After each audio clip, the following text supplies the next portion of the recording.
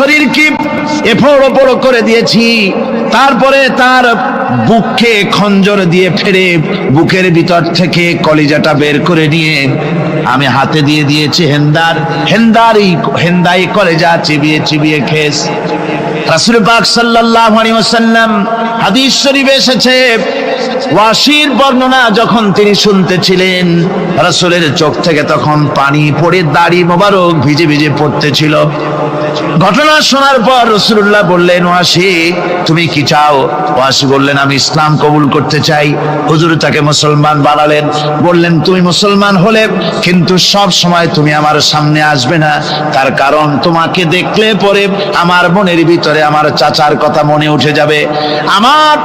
আমি আমার আব্বাকে পাই নাই, আব্বার স্নেহ যত্ন আমার কিসমতে তেমন হয় নাই। আমার চাচা হামজা আমাকে পিতার মতো করে আমাকে স্নেহ করেছে, তোমাকে দেখলে পরে তার কথা মনে পড়বে, সুতরাং তুমি সবসময় আমার সামনে আসবে না। ওয়াসি সেদিন শপথ নিয়েছিলেন, রব্বুল আলামিন আমি জাহালাতের কারণে যেই বল্লম দিয়ে ইসলামের একজন শ্রেষ্ঠ সন্তানকে আমি শহীদ করে ফেলেছিলাম, আমি বুঝতে পারি নাই, ওই বল্লমটা আমি হেফাজতে রেখে দিয়েছি। তুমি আমার এই দোয়া মঞ্জুর করো, আমি যেন এই বল্লম দিয়ে এই পৃথিবীর নিকৃষ্ট ইসলামের কোন দুশ্মনকে যেন আমি শেষ করে দিতে পারি। আল্লাহ পাক দোয়া তার মঞ্জুর করে নিলেন। মুসাইলামা কাযযাবের বিরুদ্ধে হযরত আবু বকর সিদ্দিক রাদিয়াল্লাহু তাআলা আনহু যে বাহিনী পাঠালেন, হযরত ওয়াসি সেই বাহিনীর মধ্যে ছিলেন। আর তিনি সেই বল্লমটা দিয়া, যে বল্লম দিয়ে তিনি হযরত হামজাকে শহীদ করেছিলেন, সেই বল্লমটা দিয়েই ইসলামের নিকৃষ্ট শত্রু মুসাইলামা কাযযাবকে দুনিয়া থেকে তিনি বিদায় করে দিলেন। আমার ভাইরা, রাসূল পাক সাল্লাল্লাহু আলাইহি সাল্লামের ইন্তেকালের পর এ পর্যন্ত নবুয়তের যারা দাবি করেছে, এক হিসাবে জানা গেছে 28 জন দাবি করা হয়ে গেছে। রাসূল বলেছেন আমার পরে 30 জন মিথ্যেবাদী নবুয়তের দাবি করবে। কতজন করবে? হয়ে গেছে, বাকি আছে কত? এর মধ্যে গোলাম আহমদ একজন। গোলাম আহমদ দাবি করলো যে আমি নবী। তার অনেকগুলি বই কিতাব সে লিখলো। বইয়ের মধ্যে এক জায়গায় সে লিখেছে, তার বইয়ে এক জায়গায় লিখেছে যে আমি স্বপ্নে দেখলাম আল্লাহ আমার সামনে উপস্থিত। আল্লাহ আমার সামনে এসেছেন পুরুষের আকৃতিতে, আর আমি তখন স্বপ্নের ভিতরে আমি নিজেকে একজন নারীর মতোই মনে করলাম। স্বপ্নের ভেতরেই আল্লাহ পাক পুরুষ হিসাবে আমাকে ব্যবহার করলেন। আমি স্বপ্নের মধ্যেই গর্ভবতী হলাম এবং স্বপ্নের ভিতরে আমি গোলাম আহমদ মসিহে রূপান্তরিত হয়ে গেলাম। নাউযুবিল্লাহি মিন যালিক। গোলাম আহমদ বলছে আল্লাহ পাক ওহীর মাধ্যমে আমাকে জানিয়েছেন, আল্লাহ আমাকে বলেছেন, গোলাম আহমদ তুমি হচ্ছ আমার সন্তান তুল্য। নাউযুবিল্লাহি মিন যালিক। এইভাবে অসংখ্য মিথ্যে কথা দিয়ে বইপত্র রচনা করেছে। লোকেরা তার কাছে নবুয়তের প্রমাণ চেয়েছে। আসলে শরীয়তের বিধান হচ্ছে হুজুরের পরে যদি কেউ নবুয়তের দাবি করে, তাহলে তাকে সে নবী কিনা এর কোনো প্রমাণ তার কাছে চাওয়া জায়েজ নাই। যেহেতু প্রমাণ চাইতে গেলে বোঝা যায়, সন্দেহ হয়, কিছুটা প্রমাণ দিতে পারলে তাহলে সে নবী হবে। কথা বুঝতে পেরেছেন? এই জন্য রাসূলের পরে যদি কেউ নবুয়তের দাবি করে, তাহলে তার কাছে নবুয়তের দাবির কোনো প্রমাণও চাওয়া যাইবে না। বিনা প্রমাণে রাসূলের পরে নবুয়তের দাবি যেই করবে সে কি হবে? জোরে বলেন, কি হবে? কাফের হয়ে যাবে। দুনিয়ার সমস্ত উলামা, সমস্ত মুহাদ্দিস, সমস্ত মুফাসসির, দুনিয়ার সমস্ত মুফতি সব একমত, কোনো দ্বিমত নাই, গোলাম আহমদ কাদিয়ানী কাফের। তার অনুসারীরাও তার জামানায় মাওলানা আতাউল্লাহ শাহ বুখারী রাহমাতুল্লাহ আলাইহি, তার সঙ্গে একটা বহস হলো। যেহেতু গোলাম আহমদ বলেছিল যে আমার এই 40 দিনের মধ্যে কেউ প্রতিবাদ করুক যেগুলি আমার ওহী নয়। হযরতে মাওলানা আতাউল্লাহ শাহ বুখারী রাহমাতুল্লাহ আলাইহি সেই যুগের একজন শ্রেষ্ঠ আলিম, তিনি বললেন আমি তোমার কাছে কোনো প্রমাণ চাই না তুমি নবী কিনা। আমি জানি তুমি মিথ্যেবাদী, তবে তোমাকে বলতে হবে তুমি এই শক্তি কোথায় পেলে। গোলাম মোহাম্মদ বলল, কোরআন শরীফই আছে আমার এই শক্তির উৎস। কোথায়? বলল যে এই যে আয়াতটা আমি আপনাদের সামনে তেলাওয়াত করেছি, ঈসা আলাইহিস সালামের ওই কথাই গোলাম মোহাম্মদ বলল যে হযরত ঈসা আমার সম্পর্কে বলেছেন, ইয়াতি মিন বাদি ইসমুহু আহমদ, আমার পরে একজন নবী আসবেন, রাসূল আসবেন, তার নাম হবে আহমদ, আমি সেই আহমদ। মাওলানা আতাউল্লাহ বুখারী বলছেন, তোমার নাম তো আহমদ না, তোমার নাম হচ্ছে গোলাম আহমদ। তার অর্থ হলো হযরত ঈসা আলাইহিস সালাম যে আহমদের কথা বলেছেন, তুমি সেই আহমদের গোলাম। গোলাম আহমদ বললেন, দেখুন আমার নামের প্রথম শব্দ গোলাম, এটা হচ্ছে আমার লকব। আমি আমার নামের লকবটা ছেড়ে দিলাম, বাদ দিয়ে দিলাম, আর ব্যবহার করব না। তাহলে তো আমি আহমদ থাকি, আপনি তো আর আপত্তি করতে পারেন না। মাওলানা বুখারী বললেন, নামের প্রথম শব্দ বাদ দেওয়া যদি জায়েজ হয়, তাহলে তোমার ফতোয়া দিয়ে আমার নামের প্রথম শব্দ বাদ দিয়া দিলাম। আমার নাম আতা আল্লাহ, নামের প্রথম শব্দ আতা বাদ দিয়ে দিলাম। তো আতা যদি বাদ দেই তাহলে আল্লাহ হই, আর আল্লাহ হয়ে বলছি তোমার মতো গাধাকে নবুয়াত আমি দেই নাই। এরপর এই পৃথিবীর নিকৃষ্ট পাপী এই কাফেরের মৌত হলো কোথায়? জোরে বলেন, এই কাফেরের মৌত হলো কোথায়? পায়খানার ভেতরে মৌত হয়েছে আমার বন্ধুগণ। সুতরাং বাংলাদেশে যত কাদিয়ানি আছে, সমস্ত কাদিয়ানিরা কাফের। সমস্ত কাদিয়ানিরা কি? আরো জোরে বলুন, তারা কি? কাদিয়ানিরা মুসলমানদের গোরস্থানে, তাদের মানুষ মারা গেলে মুসলমানদের গোরস্থানে তা দাফন করে না। মুসলমানদের জানাজায় তারা কোনোদিন আসে না। মুসলমানদের কোনো মসজিদে তারা নামাজ পড়তে যায় না। তারা আলাদাভাবে মসজিদ তৈরি করে মসজিদের নামে। গোলাম আহমদ কাদিয়ানির অনুসারীরা যে মসজিদ করে, ওগুলি মসজিদ নয়, এগুলি মসজিদে জেরার। এগুলি কি? মসজিদে জেরার। এগুলি কখনোই মসজিদের সম্মান পেতে পারে না। তারা কোরআনে কারীমের ব্যাখ্যা নিজেরা করেছে, নিজেরা তৈরি করেছে, যার সাথে আহলে সুন্নাতুল জামাতের হাদিসের কোনো মিল নাই, নিজেরাই করেছে। সুতরাং এই কাদিয়ানীদেরকে সৌদি আরবিয়া সহ মধ্যপ্রাচ্যের 18টি দেশ এবং পাকিস্তান সরকারও নন মুসলিম মাইনরিটি হিসাবে ঘোষণা করেছে।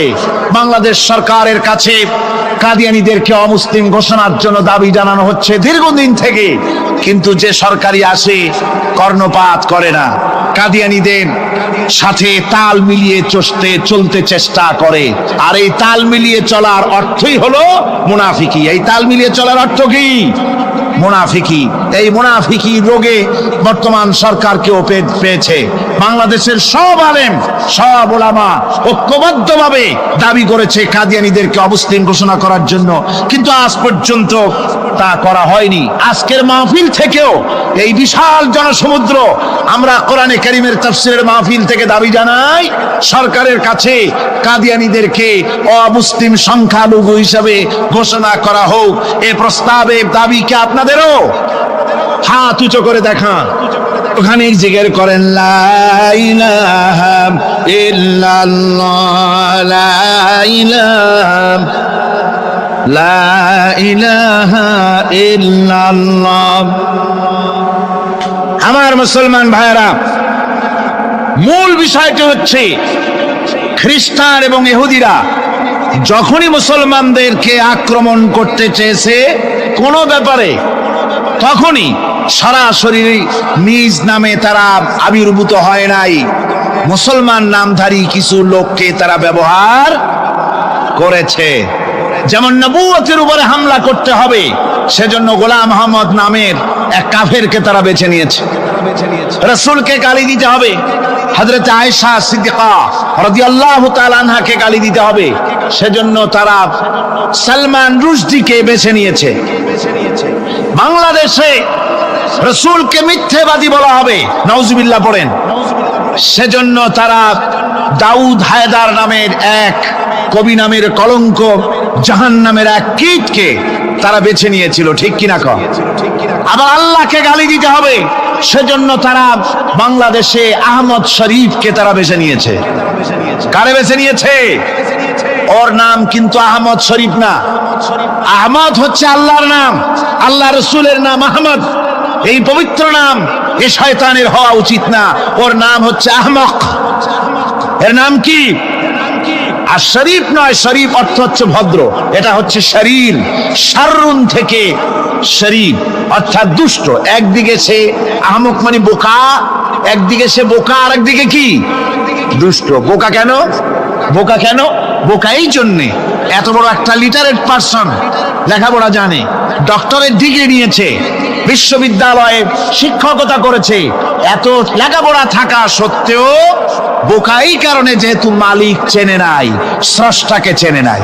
স্রষ্টাকে চিনেছে এই আহমদ শরীফ। সে তার বইতে লিখেছে যে আল্লাহ বলতে কেউ নাই, স্রষ্টা বলতে কেউ নাই, মানুষেরা নিজেরা চিন্তা করে স্রষ্টাকে সৃষ্টি করেছে। নাউযুবিল্লাহি মিন যালিক। পরকাল সম্পর্কে বলেছে পরকাল এটা মিথ্যে কথা, মরে যাবে মানুষ, কিন্তু পরকাল বলতে কিছু নাই। বিবাহ বলেছে এটা একটা সামাজিক চুক্তি, এর কোনো মানে নাই। একটা পুরুষ একটা নারীকে বিবাহ করে চিরকাল ওই নারীটাকে নিয়ে পড়ে থাকবে, আবার একটা নারী চিরকাল একটা স্বামী নিয়ে পড়ে থাকবে, নতুন কোনো বৈচিত্র্যের স্বাদ তাদের কপালে জুটবে না। এটা কেমন কথা? এটা হতে পারে না। সে বলে যে নারী পুরুষের অবাধ মেলামেশা থাকাই উচিত, এটাই প্রগতি। এই হলো আহমক শরীর। সে বোকা এই কারণে দুনিয়ার সব চিনেছে অথচ মালিককে চেনে নাই। কিন্তু আমাদের দেশের গরুতেও মালিক চেনে। গরুতে মালিক চেনে কিনা কন? আপনারা যায় দেখেন, রাত্রিবেলায় ডাকাডাকি করলে আপনার গরু যদি বিলে থাকে তাহলে গরু ছুটে আপনার কাছে আসবে, আসবে কিনা কন? গরু তো কিছু তো তার ভদ্রতা সম্মান আছে। আমাদের গৃহপালিত পশু কুত্তা, কুকুর, কুকুরেও মালিক চেনে, চেনে কিনা কন? যদি বিশ্বাস না হয়, আপনার বাড়িতে যদি কুকুর থাকে, আপনার বাড়িতে রাত 12টার সময় যদি অন্য কোনো লোক ঢোকে, তাহলে কি কন? কুকুরে খুব আদর করবে না? কুকুর তারে তাড়াইয়া কর্ণফুলি পার করে দিয়ে আসবে। আর যদি আপনি যান গভীর রাত্রে, গলায় কাশি দেবেন, কথাও বলবেন না, কাশিটা শুনে কুত্তা এসে আপনার পায়ে তার লেজুর দিয়ে নেজ দিয়ে নাড়ানাড়ি করবে, মুখটা পায়ের উপরে লাগাবে। ঠিক কিনা কন? গরুতে মালিক চিনল, কুত্তায় মালিক চিনল।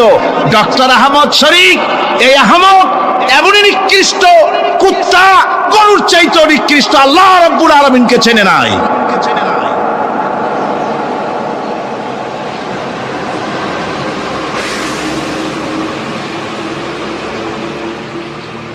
আমার ভাইয়েরা,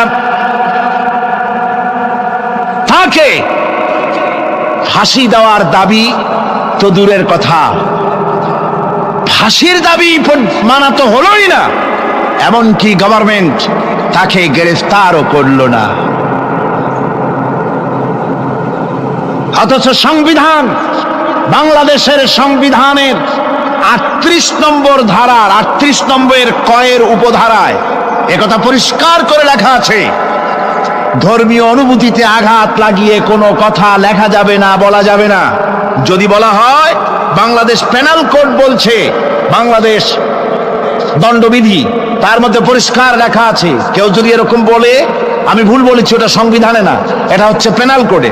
বাংলাদেশ দণ্ডবিধির 38 নম্বর কয়ের ধারায় একথা, ক উপধারায় একথা লেখা আছে পরিষ্কার করে, যদি কেউ কারো ধর্মের প্রতি আঘাত লাগায়া বক্তৃতা করে, বিবৃতি দেয় অথবা লেখে, তাহলে তার 2 বছরের সশ্রম কারাদণ্ড হতে পারে। পরিষ্কার লেখা। গভর্নমেন্ট গ্রেফতার করতে সাহস পেল না, ফাঁসি দিতে সাহস পেল না, গ্রেফতার করতেও তার সাহস জুটল না। আল্লাহর কোরআনকে অপমান করা হলো, আল্লাহকে গালি দিল, রাসূলকে গালি দিল। একটা মহিলা, আমি তার নাম নিব না, কথায় কথা আসছে, সে মহিলা বাংলাদেশের এতই নিকৃষ্ট, নির্বাচিত কলামের নামে আল্লাহকে গালি দিচ্ছে, রাসূলকে গালি দিচ্ছে, বেহেশতকে বলছে অসভ্য উদ্যান। যারা নাউযুবিল্লাহি মিন যালিক। তাদেরকে গ্রেফতার করা হচ্ছে না, তাদের শাস্তি দেওয়া হচ্ছে না। আল্লাহর কোরআন, আল্লাহর রাসূল এবং আল্লাহকে গালি দিলে তাতে কোনো অপরাধ হয় না। সংসদের ব্যাপারে কি একটু কথা লিখলো দৈনিক ইনকিলাব, মিল্লাত, এই সমস্ত পত্রিকাকে ওই লেখার অপরাধে সংসদ ভবনে ডেকে নিয়ে কৈফিয়ত তলব করা হলো। তাহলে বোঝা গেল সরকারের কাছে আল্লাহর চাইতে, কোরআনের চাইতে তাদের সংসদের মূল্য বেশি। এই মূল্য যারাই দিতে চেয়েছে আল্লাহ রাব্বুল আলামিন তাদেরকে ক্ষমতায় রাখেন নাই। ক্ষমতা দেওয়ার মালিকও আল্লাহ, ছিনিয়ে নেওয়ার মালিকও আল্লাহ সুবহানাহু ওয়া তাআলা। আমার বন্ধুগণ, আজকে যদি এই সমস্ত নাস্তিকদের শাস্তি হতো, তাহলে অন্যরা ছোট ছোট খুদে নাস্তিক যত আছে, যারা ডোবার মধ্যে ব্যাঙের মতো চুপটি মেরে বসে থাকে, সুযোগ পাইলি গ্যাংর গ্যাং করে ওঠে, এই লোকগুলি শয়তানি করতে সাহস পেত না। সাহস পাচ্ছে সরকারের দুর্বলতার কারণে। সরকারের দুর্বলতা কোথায় আল্লাহ পাকই ভালো জানেন। কেন তাদেরকে গ্রেফতার করতে পারে না? আমার বন্ধুগণ, এরপরে আল্লাহ রাব্বুল আলামিন বলছেন, ومن أظلم ممن افترى على الله الكذب وهو يدعى إلى الإسلام والله لا يهدي القوم الظالمين। আল্লাহ পাক বলছেন যে তার থেকে অত্যাচারী আর কে হতে পারে, যে আল্লাহর উপরে মিথ্যা দোষারোপ করে, অথচ তাকে ডাকা হয়েছে ইসলামের দিকে। আর আল্লাহ জালিমদেরকে হেদায়েতের রাস্তা দেখান না। আল্লাহর প্রতি মিথ্যা দোষারোপ করার অর্থ হচ্ছে আল্লাহর প্রেরিত নবীকে মিথ্যা নবী বলা, আল্লাহর প্রকৃত নবীকে মিথ্যা নবী বলা, আল্লাহর আয়াতগুলিকে মিথ্যা বলা, তার নাজিলকৃত কিতাবকে মিথ্যা বলা। এটাই হচ্ছে সবচাইতে বড় জুলম, সবচাইতে বড় অত্যাচার। অথচ এই লোকগুলিকে ডাকা হচ্ছে ইসলামের দিকে। নবীরা তার উম্মতদেরকে কোন দিকে ডেকেছে? সবাই ইসলামের দিকে ডেকেছে। কোন নবী এমন নাই যিনি বলেছেন তোমরা আমার গোলামি করো। সমস্ত নবী বলেছে কার গোলামি করো? এই পৃথিবীতে যত নবী এসেছেন সমস্ত নবীরাই তার কওমকে ডেকে বলেছেন, ইয়া কওমি ইবুদুল্লাহ মা লাকুম মিন ইলাহিন গায়রু। সব নবীরা তার কওমকে ডেকে বলেছেন, ও আমার কওম, ও আমার জাতি, এক আল্লাহর গোলামি করো, তিনি ছাড়া তোমাদের কোনো ইলাহ নাই। তারা জাতিকে ডেকে বলেছেন। আর বিশ্বনবী মুহাম্মদ রাসূলুল্লাহ সাল্লাল্লাহু আলাইহি ওয়াসাল্লাম তিনি জাতিকে ডাকেন নাই, যেহেতু তিনি বিশ্বনবী। তার মুখ থেকে আল্লাহ পাক এই দাওয়াত দিয়েছেন, ইয়া আইয়ুহান নাসু উবুদু রাব্বাকুমুল্লাযী খালাকাকুম ওয়াল্লাযীনা মিন ক্বাবলিকুম লাআল্লাকুম তাত্তাকুন। আল্লাহ পাক বলেন, হে মানব সকল, গোলামি করো, দাসত্ব করো, আল্লাহ পাকের গোলামি করো, তোমার সেই রবের যিনি তোমাদেরকে সৃষ্টি করেছেন আর তোমাদের পূর্বপুরুষদের সৃষ্টি করেছেন। আল্লাহ পাক এখানে বলেন ওদেরকে ডাকা হচ্ছে ইসলামের দিকে, বলা হচ্ছে ইসলামের দিকে আসো, আল্লাহর দিকে আসো। আর ওরা বলছে এই লোকটা মিথ্যেবাদী। কি উল্টাপাল্টা কথা! নবীরা দাওয়াত দিচ্ছেন আল্লাহর দিকে, কোরআনের দিকে, ইসলামের দিকে, আর ওরা বলছে আল্লাহকে, আল্লাহর প্রেরিত নবী এবং তার কিতাবকে মিথ্যা বলে তারা বলছে। আল্লাহ পাক বলছেন এর থেকে অত্যাচারী আর কে হতে পারে, এর থেকে জুলুমকারী আর কে হতে পারে, যে কোরআনে কারীমকে এবং আল্লাহকে আর পয়গম্বরদেরকে মিথ্যা মনে করে। আল্লাহ রাব্বুল আলামিন বলছেন, ইউরিদুনা লিইউতফিউ নূরাল্লাহি বিআফওয়াহিহিম ওয়াল্লাহু মুতিম্মু নূরিহি ওয়ালাউ কারিহাল কাফিরুন। মহান আল্লাহ রাব্বুল আলামিন বলেন, এই কাফিররা চায়, সত্যের অস্বীকারীরা ওরা চায় মুখের ফু দিয়ে আমার আলোকে নির্বাপিত করে দেবে। আল্লাহ পাক বলেন, আমি আমার আলোকে, আমার দ্বীনকে পূর্ণতা দান করব। তাতে এই কাফেরদের মনের মধ্যে যত জ্বালা যন্ত্রণা হোক, তাদের মনের মধ্যে যত অসহনীয় ভাব হোক না কেন, আমি আমার দ্বীনকে পূর্ণতা দান করব। আমার ভাইরা, এই আয়াত 3য় হিজরি সনে উহুদ যুদ্ধের পরে নাজিল হয়েছিল। এই সময় ইসলাম শুধুমাত্র মদিনায় মদিনার শহর পর্যন্ত সীমাবদ্ধ। মুসলমানদের সংখ্যা মাত্র কয়েক হাজারের বেশি ছিল না। এই অবস্থার প্রেক্ষিতে এই আয়াত নাজিল হলো। আল্লাহর এই নূর কারো পক্ষেই নেবানো সম্ভবপর হবে না, বরং তা পূর্ণ মাত্রায় আল্লাহ পাক এর উজ্জ্বলতা দান করবেন, পরিপূর্ণতা দান করবেন। এই ভবিষ্যৎবাণী করা হলো তখন যখন ইসলামের বাতিটা নিবু নিবু কোন রকম করে টিম টিম করে জ্বলছে, এই যখন অবস্থা। কিন্তু ইসলামের ভবিষ্যৎ, সব ভবিষ্যৎ তো জানেন আল্লাহ পাক। সমস্ত ভবিষ্যৎ কে জানেন? আল্লাহ পাক জানেন। তাই ভবিষ্যতের মালিক তো তিনি ছিলেন, সে আল্লাহ পাকই বলে দিলেন, ভয় পাওয়ার কারণ নাই মুসলমানেরা। ইসলাম তোমাদের কাছে নিবিড়, তুমি দেখছো, এই ইসলাম আমি প্রজ্বলিত করব। কাফেরদেরকেও শোনানো হলো ইসলামের অবস্থা এরকম থাকবে না, ইসলাম প্রজ্বলিত হবে, পরিপূর্ণতা লাভ করে বিশ্বের সর্বত্র ছড়িয়ে পড়বে। যুগে যুগে আল্লাহর এই দ্বীনকে নির্মূল করার জন্য প্রচন্ড ঝড়ের তাণ্ডব লীলা হয়েছে পৃথিবীর সর্বত্র। কিন্তু শেষ পর্যন্ত এই প্রলয়ঙ্করী ঝড় এক সময় স্থিমিত হয়ে গেছে, নিস্তেজ হয়ে গিয়েছে, আর ইসলামের আলো ক্রমান্বয়ে জ্বলে উঠেছে। ঠিক কিনা কম? আজকে আল্লাহর দ্বীন ঠিক ছিল, আজও ঠিক আছে, ভবিষ্যতেও ঠিকই থাকবে। ইসলাম কিছুই হবে না, হবে তাদের যারা ইসলামকে নির্মূল করতে চায়, তাদেরই ক্ষতি হবে, তারাই শেষ হবে। কোরআনে কারীমে আল্লাহ রাব্বুল আলামিন বলেন, وقال الذين كفروا لرسلهم لنخرجنكم من أرضنا أو لتعودن في ملتنا فأوحى إليهم ربهم لنهلكن الظالمين। আল্লাহ পাক বলেন, কাফেররা তাদের রাসূলকে বলল, লানুখরিজান্নাকুম মিন আরদিনা আও লাতাউদুন্না ফি মিল্লাতিনা, হয় তোমরা আমাদের মিল্লাতে, আমাদের স্বধর্মে ফিরে আসো, আমাদের চিন্তা চেতনায়, আমাদের আদর্শে ফিরে আসো। যদি তা না আসো, লানুখরিজান্নাকুম মিন আরদিনা, তাহলে আমাদের জমিন থেকে, আমাদের দেশ থেকে তোমাদেরকে বহিষ্কার করে দেব, উৎখাত করে দেব, নির্মূল করে দেব, যদি আমাদের আদর্শে তোমরা ফিরে না আসো।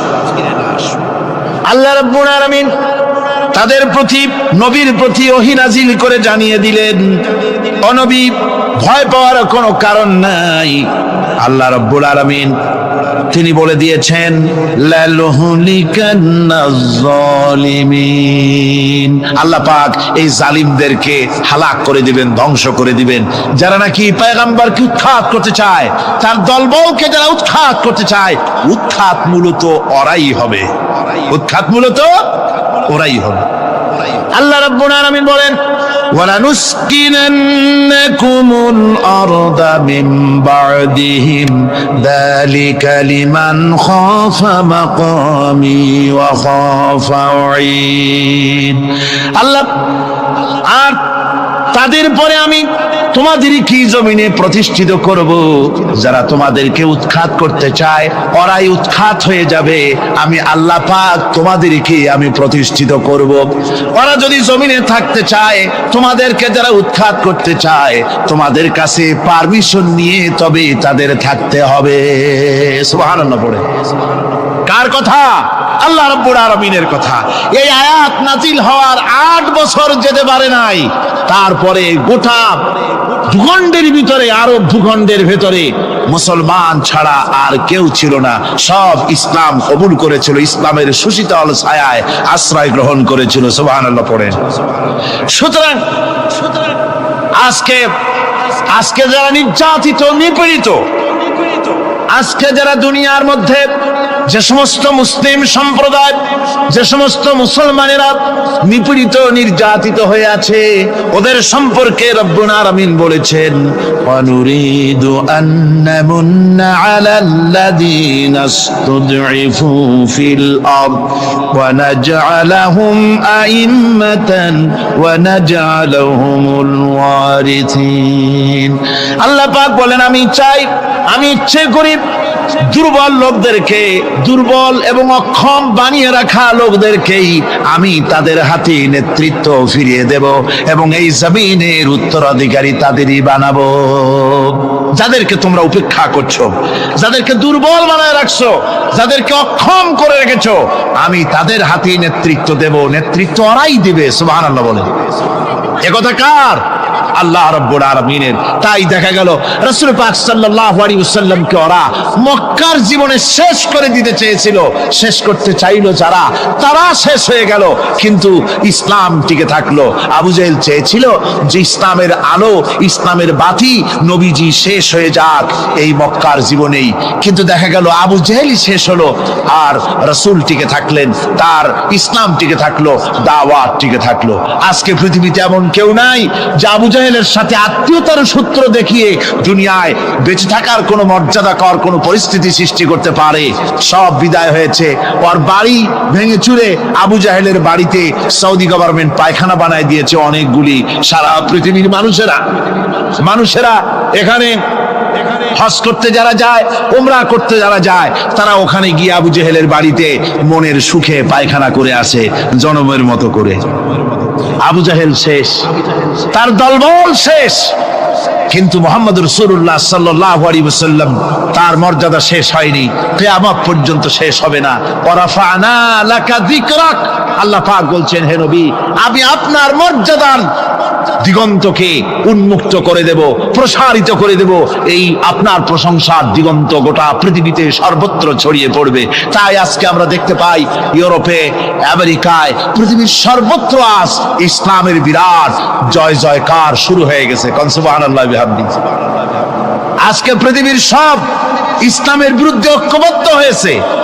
পৃথিবীতে সমস্ত কাফের বেঈমান, নাস্তিক, মুরতাদ, মুশরিক সব ঐক্যবদ্ধ ইসলামের বিরুদ্ধে। তার কারণ হচ্ছে ইসলামের এক নবজাগরণ শুরু হয়ে গেছে।